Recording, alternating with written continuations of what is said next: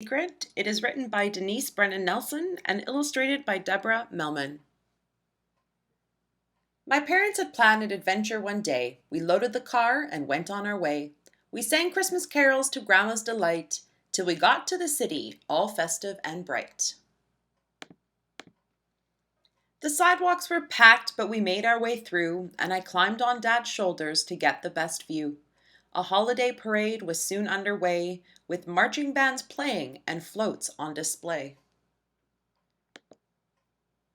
Santa came into sight and the cheering grew loud. From a shiny red sleigh he waved to the crowd. When the parade ended, we walked for a while, and who did we see with a bell and a smile? He wore the same suit, but I knew right away he wasn't the Santa I had seen in the sleigh. "That's not the same Santa," I loudly declared. The people nearby turned toward me and stared. Mama said, "Santa needs helpers to get the job done," but I demanded to know, who is the real one? Grandma leaned down with an answer for me. It's Santa's secret, just as it should be. But everyone knows that secrets want out. I'd uncover the truth. I hadn't a doubt. We found Santa's station and waited in line until finally, thank goodness, the next turn was mine. His beard was as white as fresh fallen snow, and his belly jiggled with each ho ho ho. I had questions for Santa. I would see what he knew about reindeer and elves and the rest of the crew. I got out my notebook. I would crack this case wide. From a good detective, the truth cannot hide. "What is your name?" I started off simple. On each side of his grin, I noticed a dimple. "Who are your reindeer? What do they eat? And does Rudolph have a favorite treat?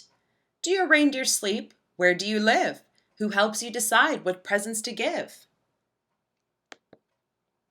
Do you like to fly? Do you take vacations? Tell me a few of your favorite locations.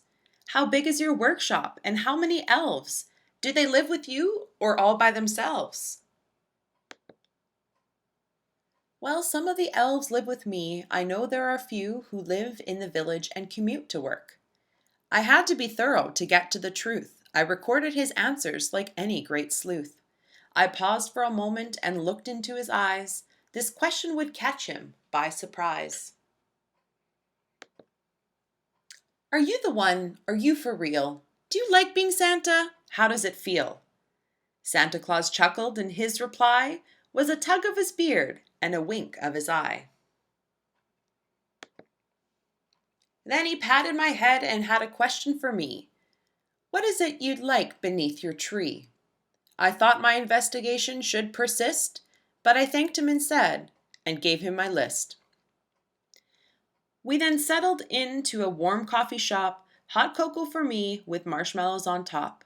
Looking over my notes, did I have enough? Could I solve this case, or was it too tough? But then catching my eye, tucked back in a nook, sitting all by himself, reading a book, was a man with a beard, his coat on the chair, weathered black boots. I couldn't help but stare. He munched on a cookie and sipped on a drink. There was something about him. I didn't dare blink. With notepad in hand, "Excuse me," I said. I saw that his cheeks were bright cherry red.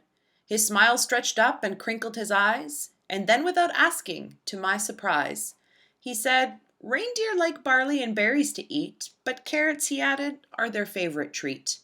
I turned toward Mama for a second, I swear, and when I turned back, the man wasn't there. I had seen a few Santas throughout the day. Had I met the real one? This sleuth cannot say.